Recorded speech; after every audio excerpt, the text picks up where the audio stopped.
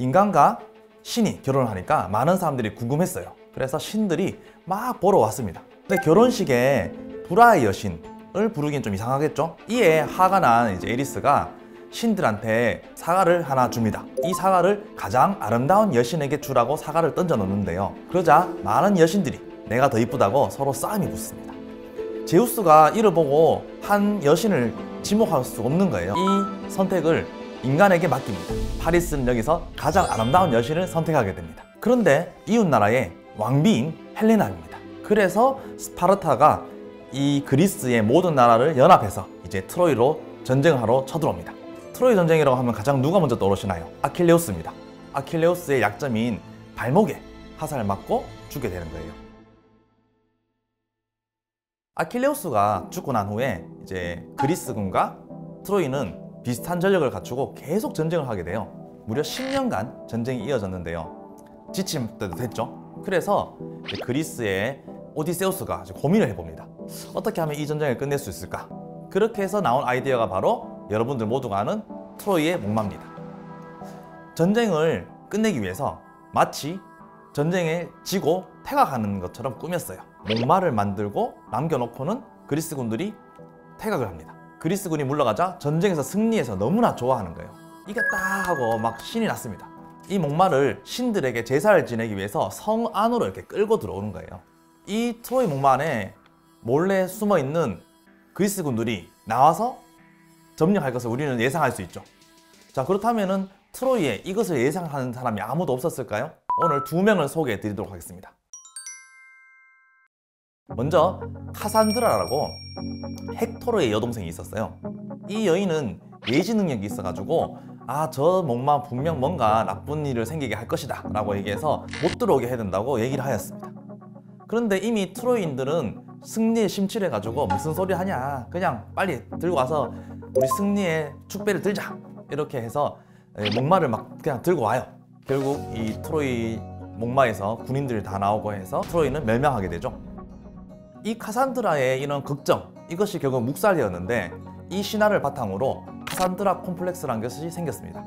누군가로부터 부정적인 또는 위협적인 사항이 마주하게 되면은 자기 방어적인 태도로 괜찮을 거야, 아니다, 이것은 뭐 별 문제 아니야, 이렇게 부인하거나 부정하는 것을 카산드라 콤플렉스라고 합니다. 보통 우리가 뭐 어려운 일이 생기면은 현실을 직시해서 바라보기 싫어하죠. 아마 이럴 때 많이 쓰는 것 같습니다.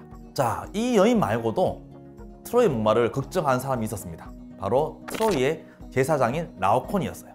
이 라오콘 역시 저거 뭔가 좀 찜찜하다 이렇게 생각해서 막 창을 던지고 목마를 가져오는 걸 거부했는데요. 신들도 이 트로이 전쟁을 보면 재밌는 거예요. 일부 신들은 트로이 편을, 일부 신들은 그리스 편을 들었습니다. 그 중에서도 이 포세이돈이 이 전쟁을 이제 끝을 보기 위해서 라오콘을 죽이기로 결심했어요. 그래서 라오콘과 라오콘의 아들들에게 뱀을 보냅니다. 그래서 라오콘은 자기의 아들들이 뱀에 물려서 죽는 걸 보면서 본인도 이제 비명을 지르며 죽어갑니다. 이 모습을 조각한 것이 바로 라오콘 군상입니다. 이 조각은 미켈란젤로의 피에타, 다비드와 함께 세계 3대 조각에 꼽히게 되는데요. 이 조각에서 인체의 고통을 상당히 강하게 표현하였는데요. 그 중에서도 가장 눈에 들어오는 근육이 있습니다. 바로 앞톱니근이라는 것입니다. 앞톱니근은 앞쪽 가슴에 이렇게 톱니 모양으로 있는 근육입니다. 여러 갈비뼈에 걸쳐서 연결되어 있기 때문에 이렇게 톱니 모양으로 보이는 것입니다. 가슴 앞쪽에 있기 때문에 앞톱니근이라고 하고 한자어로는 정거근이라고 합니다. 이 근육은 갈비뼈에서 시작해서 날개뼈에 붙어 있어요. 그래서 날개뼈를 잡아주고 있습니다. 그래서 날개뼈를 위치를 안정적으로 고정시켜주는 역할을 하기도 하고요.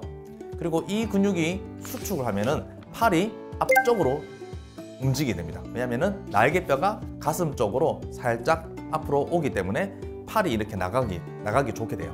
복싱 선수들에게 많이 발달한 근육입니다. 그래서 이 근육을 복스의 근육이라고 하거든요. 그래서 저는 잘 없어요. 근데 복싱 선수들 보면은 여기 이렇게 근육이 발달되어 있는 것을 볼 수 있습니다. 이 근육이 우리 사람 말고 동물에도 비슷한 부분이 있겠죠. 특히 이제 이 부분이 소에서도 있습니다. 소의 이 부분을 우리가 살치살이라고 부르는데요. 소가 이렇게 주먹을 휘둘리기 잘 없죠. 그래서 이 근육이 발달하지 않습니다. 크지 않아요. 그런데 이 부분이 고기가 상당히 연하고 맛있는 부분이라서 작은 부분이지만은 맛있기 때문에 상당히 비싼 가격으로 저희에게 팔리고 있습니다. 자, 그렇다면 사람에게서 이 앞톱니근은 어떤 의미가 있을까요? 이 앞톱니근을 담당하는 신경이 있어요. 이 신경은 목에서부터 상당히 긴 거리를 가로질러서 이 근육으로 도달합니다. 그러다 보니까 이쪽 겨드랑 부위를 수술한다거나 뭐 다치면은 이 신경이 손상이 되는 경우가 많습니다. 유방암 수술을 한다거나 이 겨드랑 쪽으로 수술하다가 이 신경이 손상되는 경우가 많이 있어요.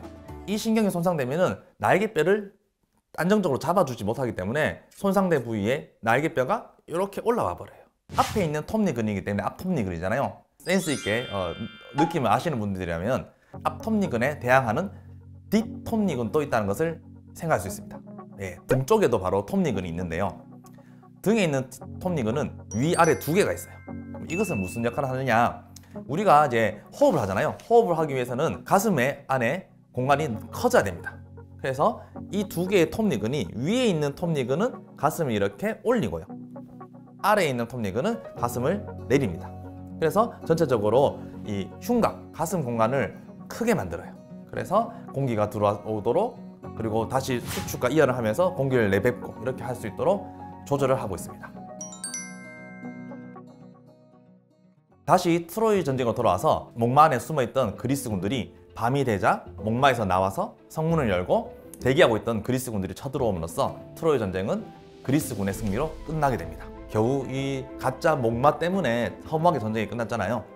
아킬레우스가 죽었지만 트로이 전쟁은 끝나지 않았습니다. 그 뒷이야기는 다음 주에 또 이어지겠습니다. 꼭 기대해 주세요.